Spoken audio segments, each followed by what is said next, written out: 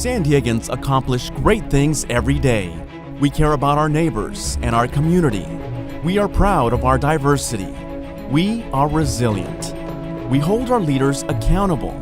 We live in one of the most dynamic cities in America, the San Diego Union-Tribune, telling San Diego's story for more than 150 years.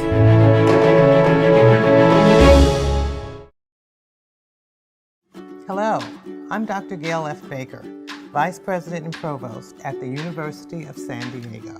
And I'm Dr. Noelle Norton, Dean of the College of Arts and Sciences here at USD. For the second year in a row, USD, along with its College of Arts and Sciences and Humanities Center, is proud to return as the presenting sponsor for the 2021 San Diego Union-Tribune Festival of Books. As a university deeply committed to the liberal arts, USD promotes a form of lifelong learning that ignites curiosity, builds critical connections across different ideas and topics by seeing them from unique perspectives. Our partnership with the Festival of Books enables all of us avid readers to come together as a community alongside renowned authors from all over the world and to dive deeply into imaginative stories and important themes. Yes, books do have the ability to open minds and hearts. On behalf of the University of San Diego, we thank you for joining us for today's program to explore the world of books with us. Enjoy the presentation.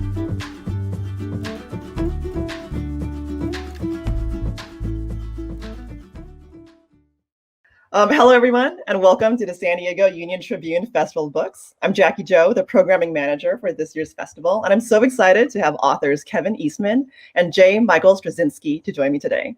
Kevin is the writer, author, and co-creator of one of the most important works from my childhood, the Teenage Mutant Ninja Turtles. He's written Teenage Mutant Ninja Turtles: The Last Ronin, a comic book series featuring the turtles and their allies battling for survival against enemies old and new in the dangerous streets and sewers of New York City. Thanks, Kevin. J. Michael Straczynski is the creator of Babylon 5, co-creator of Sense8, and has written for TV, movies, comic books, graphic novels, and more. His work has appeared on the New York Times bestsellers lists, and his many awards include the Hugo Award, the Eisner Award, and the GLAAD Media Award. His new novel, Together We Will Go, grapples with the questions of existence and what it means to live. We're so honored today to host this conversation between Kevin and Joe. Thank you for joining us today. My pleasure. Thank you. Thanks for having us. Good to be had. Just jumping right in for a second, as someone who's created a universe and kept it going for a long time, I understand how difficult that process is. How do you keep the TMNT universe going and fresh, and so you don't want to just like put a bullet in your brain after a while? Well, you know, it's funny because my first question to you was going to be asked, like, you know, I work as long as I'm awake. I love to create. I love to work, and apparently you never sleep. When I look at the amazing amount of your work you've produced and the things you've done in your career, all of which, you know, a fan of quite a lot of it. It's tricky because I feel like you approach your career like how I wanted to approach many things that I wanted to do, which was, you know, following in the footsteps or trying to follow in the footsteps of Jack Kirby, which I thought was, you know, he did so many different things and a wide variety of characters and creation. So I was like, so even when we did the first issue of the Turtles, Peter Laird and myself, I thought that, well, if the first issue works, maybe we'll do another one. But even if it doesn't work, that's just one idea, and I'm going to continue going on and you know, trying other things and creating other things, and hopefully, you know, do something respectable.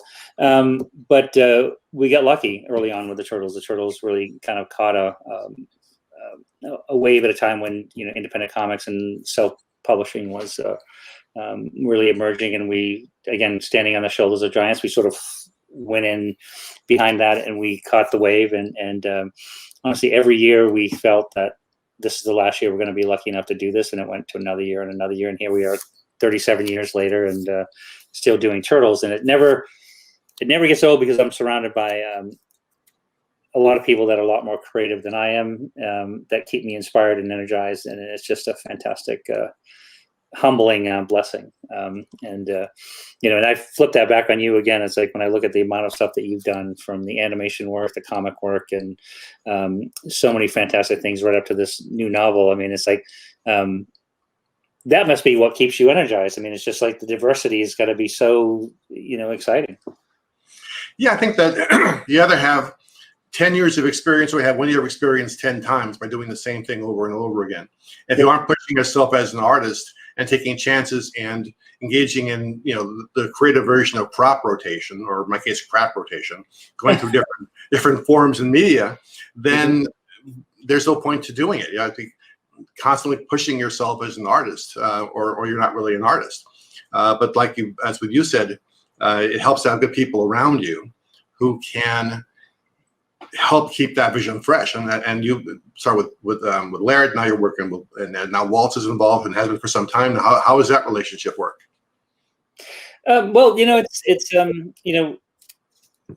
in the early days of working with Peter, it's like, and I've done that. I've been very lucky that some of the people that I've collaborated with are just. So I need that energy, because sometimes it can be. It's easy to get it unfocused, and because the way I sort of will approach a story, for example, is like, I'll write a very detailed treatment, then I start doing layouts, like I'm working on last, issue 4 of the last run, and I sort of like, it's like directing a movie in the sense that you get the outline, you have a decent script or a basis of a script, but then as you start shooting it, everything evolves from that. And that's the way that Peter and I worked in the earliest stages, but it also was having that counterbalance of somebody that can give you the perspective and sort of help you stay in tune and on track and focused on the idea, which is sometimes challenging and difficult when you want to be more creative. And I can imagine, I'm thinking like some of the cartoon projects, the animation projects, the movie projects, and the other stuff that you've worked on, especially the TV stuff. I mean, that's like, and it just reminded me, like, when I look at working on a comic book, and you've done this very well as well, it's just you, and you're the sole control. You're in the director's chair, and you have a partner, or writer, a penciler, and an inker. But when you're working on some of the TV shows, that's got to be, just mind blowing to coordinate, to keep that stuff, that on track and focused, and to make that story as great as you can make it, as good as you can make it.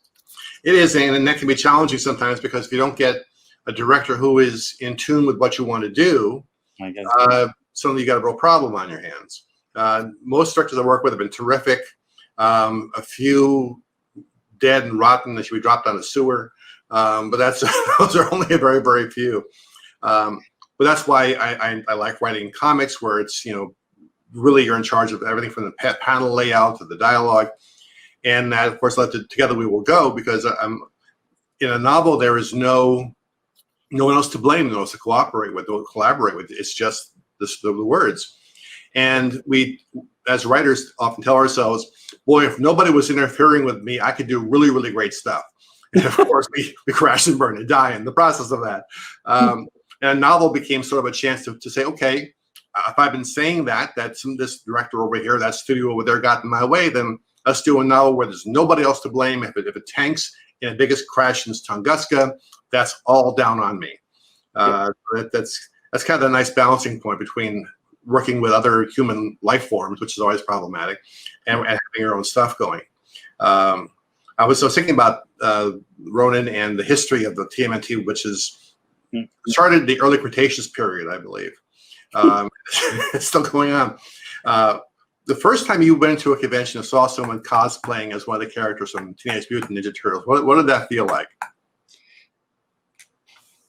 Humbling, mind-blowing, just, alternate universe kind of stuff. And actually, the odd part is that the first time we saw somebody cosplaying as turtles, it was pre-cartoons, pre-movies, pre-everything. And it was here at San Diego Comic-Con in 1986. My first Comic-Con was 1985, which was, the first time I've been to the West Coast, the first time I've been around,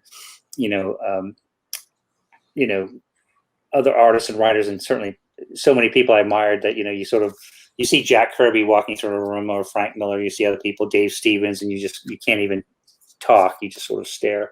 But the first time you saw that, not only somebody coming up to you and asking you to sign, a book that you had written that they had purchased, was surreal. And then you didn't know how to handle it, and you were so grateful that they did, because it allows you to pay a little bit of rent and get on to the next issue.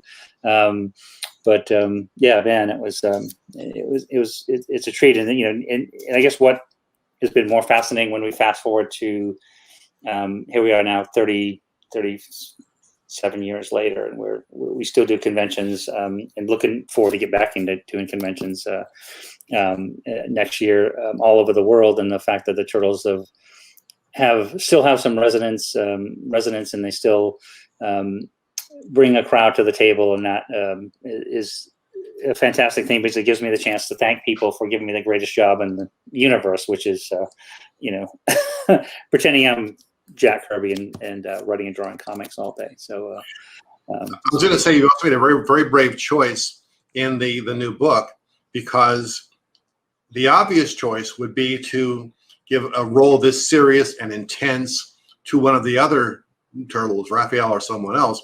Instead, as he says himself in the course of the book, I'm the funny one.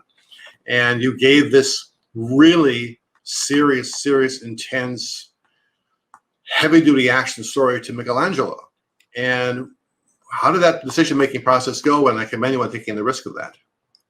That's a great question, and it was really because Michelangelo was the first turtle ever drawn back in 1983, 1984, and it was the idea behind what we were doing, what I wanted to do with Last Ronin, because it was based on a story that Peter and I wrote in 1987, around the time that we had just finished a large story arc, and we weren't sure where we were going to take the Turtles from that point on. And so we decided to look 30 years down the road and see where they might be and sort of navigate that way. And so it was just funny that story would have been set in 2017. And then when Tom Waltz and I had finished working on 100 issues of the IDW ongoing series, and we ended up at the same point. We're coming up on issue 100, and we said, well, where do we go from here? And I suggested this story that I had. I pulled it out of the archives about 7 or 8 years before, and started playing with it and dabbling and seeing if there was something that it could be expanded on. I said, why don't we look again, 15, 20 years down the road and see where we'll take the Turtles, and then navigate in that direction and see what we come up with. So there were a lot of obvious choices, like you said, Raphael, Leonardo, and other Turtles that would make more sense on the one hand. But to me, Michelangelo was the one that had the biggest story arc, the most intense story arc, to go from losing everything and being the funny one to being the one that ultimately takes the final steps towards revenge and redemption to what was started in the very first issue in 1984, the first issue of the Turtles. So it was a logical choice, and it's been, it's evolving. Literally, I kid you not, I literally jumped off issue 4 to step over here while I'm still figuring bits and pieces out. But it's been a wonderful challenge, and it's to bring that project to life has been fantastic. And it's so well constructed too, because for the first number of pages, you're seeing these off-frame word balloons. Who the hell is talking to him? We had never seen anyone. Then you realize, oh my gosh, it's the rest of his family. Yeah, it's like, he has different bits and pieces of the other Turtles, because the Last Ronin kind of sums it up, and we get so when I do interviews and talk to some of the fans, and they go, well, when they start seeing some of the flashbacks where some of the other family passes on, and it's sort of like, well, I kind of give you a heads up when I said it's the Last Ronin. So we got to kind of, and those are tough scenes to write, because it is really killing your darlings or your children, so to speak, to do that. But it's and choreographing it so that the story works the way that it needs to work. Each one has an importance and evolves a story along, which doing it in comic book form is one thing. Doing it in prose, doing a full novel. What was your approach to the Together We Would Go? Because that is, to me, I love the idea. I think it's such a fantastic concept. What you're trying to do. The first thing I thought of was it's like Magical Mystery Tour on acid and steroids or something. I don't know, but it just seemed really fantastic evolution. How did that idea come to you? I've had a number of friends over the years take their own lives. Actually, a rather stunning number of people. So apparently I'm a carrier. To know me is to want to kill yourself, apparently. And I've wanted for some time now to make sense of that in some way, and I thought, I'm as a writer, I should write it out of my system, deal with it in that fashion. So I thought, start with a guy in Florida, a failed writer, which is redundant, and who wants to, kill himself, which is also redundant, or says that anyway, and says, I'm going to buy an old tour bus, hire a driver. I'm going to drive from Florida to San Francisco. We're going to put ads out for other people who want to check out early, and invite them to come on one last road trip. And sort of, for me, in a way, the journey is representative of the journey that we're all on, because whether you're going to check out a week from now or 10 years from now, our time here is finite. And the question becomes, then what do you do with the time that you have while you're here? What kind of choices do you make? How do you seek out joy and love and compassion? We all tend to think that we're immortal, and we're really not. And there's a thing you hear a lot, YOLO, you only live once. And live every day as if it's your last day. And many people tend to misinterpret what that actually means. It isn't necessarily about partying and carrying on and yay, let's just get ourselves, stewed overnight and we're living it to the limit. No, living without regrets, living every day as if it's your last, means living a life of integrity, not necessarily following somebody else's rules. But if today was the last day of your life, could you look back and say, I followed my own rules, I lived with integrity, I didn't go out of my way to hurt anybody else, and I'm comfortable with my choices. And those are the kind of elements that I want to explore in it. So number one, it's about suicide, which is risky enough. Two is told in epistolary format rather than usual narrative. So it's texts and emails and journals and voicemails, because every person has to journal the story from their own point of view. I love that. And I think so there's so many ways this book could go wrong.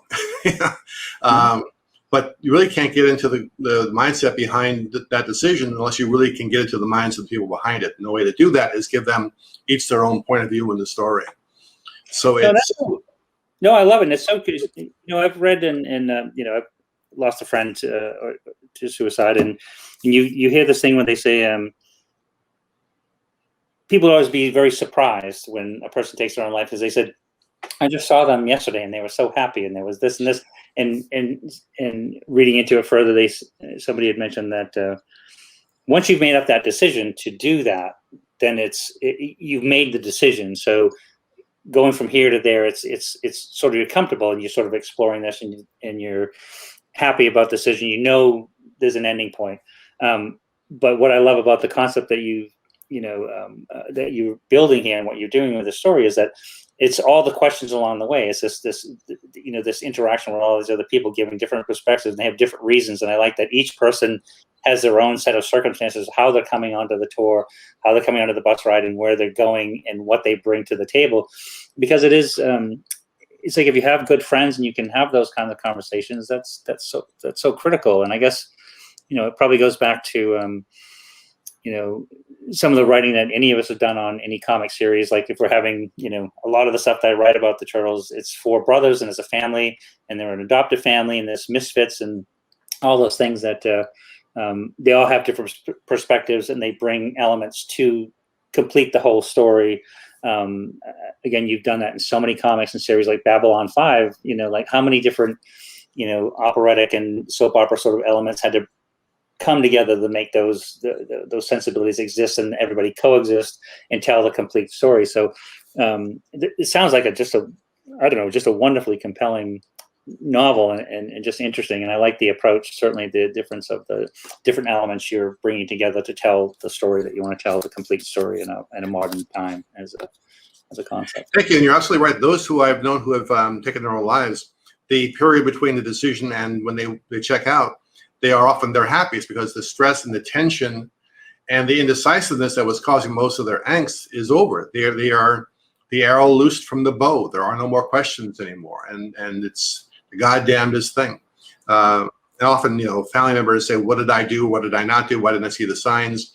It's not about you. It's about the person who made that decision.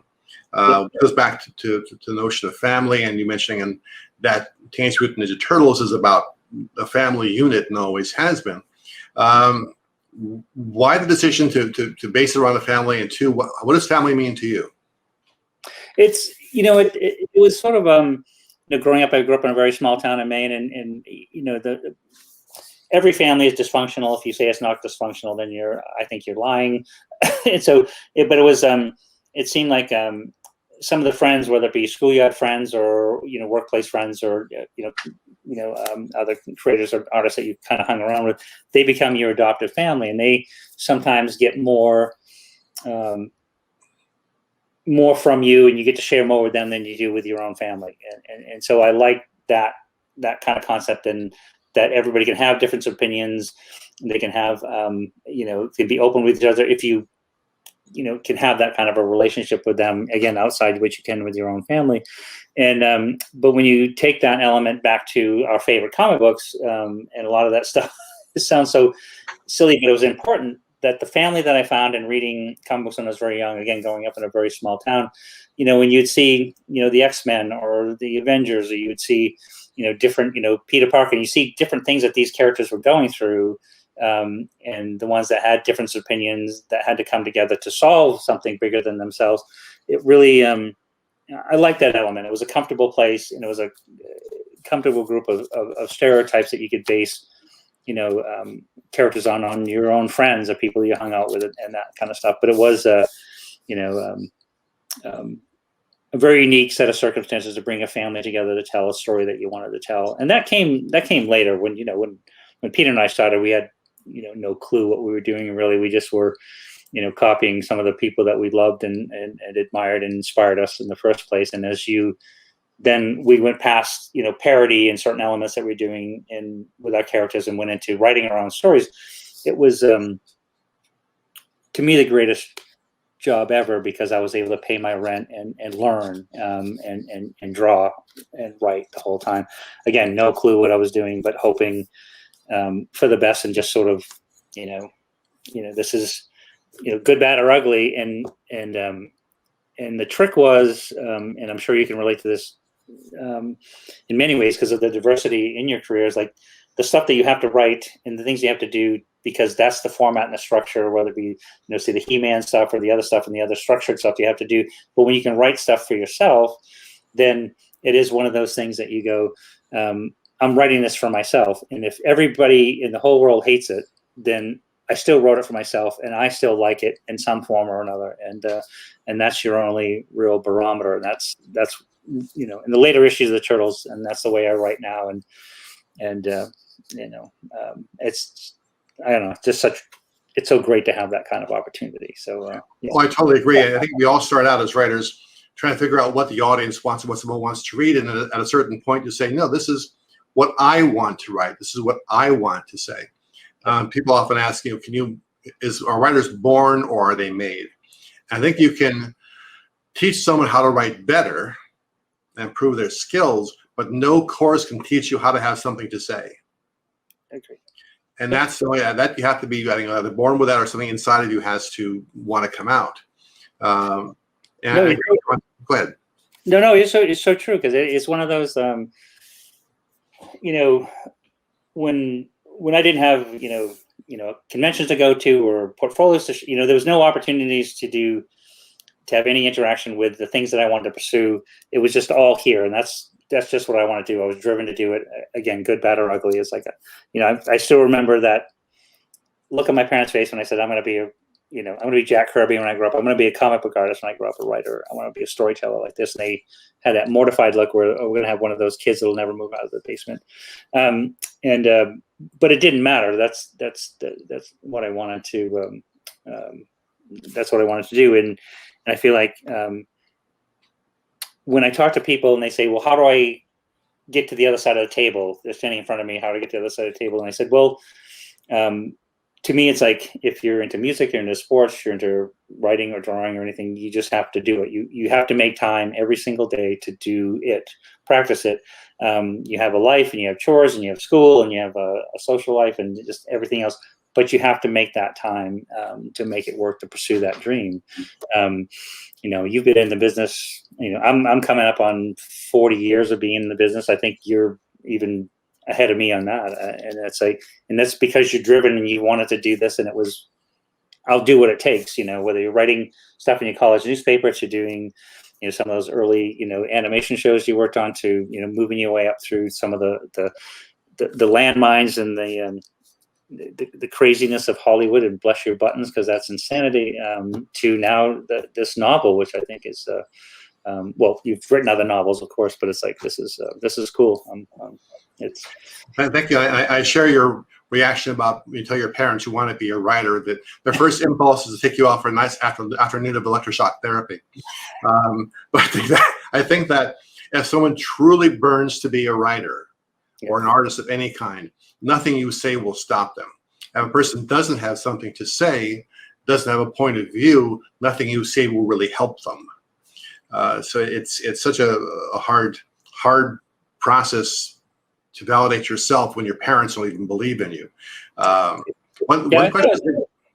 I was just saying, because it's funny, because it seems like was it inspiring to you? Because my parents were like, oh, you're going to go to trade school, or you're going to move out of, it's like, and to me that was almost kind of inspiring, but I guess, we're probably crazier than the rest. I don't know. I was going to ask you about it. So in reading over the books, the first question that I came up with on my own was,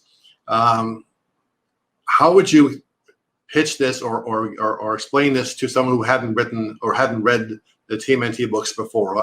There's so many time periods you're dealing with, the backing and the forthing.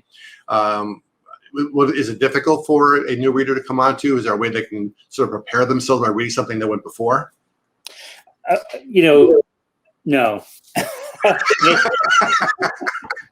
Yes.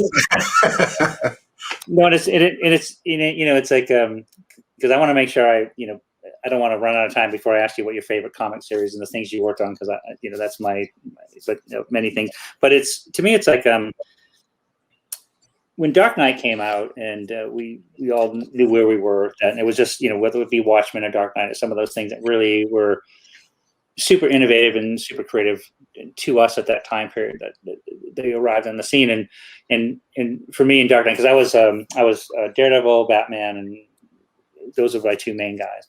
And what I liked about Dark Knight is that you had to have an understanding, of all things Batman to make that story more impactful, at least for me personally, more impactful, because there were reference points that were made and the reference points that were left out, and it was stuff that left out, and Frank Miller did a wonderful job at putting a lot of the pieces together for somebody that had just stepped into it. But it's still, to me, it was, you needed to know a lot more of the backstory, a lot more of the history to make it work as a whole story, at least in my opinion. And then with the Turtles, this Last Ronin story is very similar, is that, I just finished 100 issues with Tom Waltz, and this multiple Turtle universes, from the Archie universe, the animated, to the movies and all those things.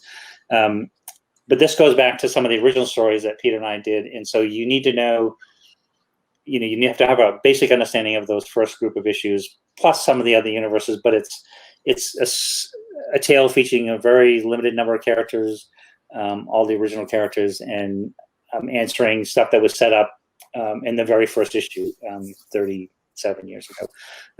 So it would be hard to pitch. And somebody had actually reached out and said, wow, this would be a great animated movie. And I'm like, or a great movie. And I said, I don't think so, because everybody died. It's a very dark story, and it's a difficult story to tell, and it means a lot to the older audiences that were the original fans that gave me this great job. So, but so it's a tough one. So it'd be hard to pitch. I want to see, your new novel as a movie. This would be this is a perfect setup for, I think, quite an amazing movie opportunity. We will see. I think they might be kind of scared of the topic and the subject matter, which is cool. I didn't necessarily write it to think about will be a movie or a miniseries. I just wanted to say, let's do the best book that we possibly can. You're right. And I share your reaction, by the way, to Dark Knight. I can so visually remember and vividly remember the first time I walked into a comic book store. I would go every Wednesday like everybody else, and walked in the door. He had a small box on the counter with the first issue of Dark Knight sitting facing the person at the cash register. And I had never seen anything like it before. Yeah. What the hell is that? Mommy, buy me that. You know, it was one of those moments. Oh my God, the world just turned. And reading it took it even further. And that's a great opportunity when you're a writer or an artist to do something that changes the world. And so there was a world before TMNT and the world after. And you have given so many people something really cool to enjoy and watch and to identify with and to relate to the feelings of family and support. And the sense in the current book of Michelangelo wanting to get revenge against those who hurt those and kill those he cares about. I can definitely dive into that, man. If someone hurts me, I'll hurt them back. You hurt someone I care about, I will freaking kill you.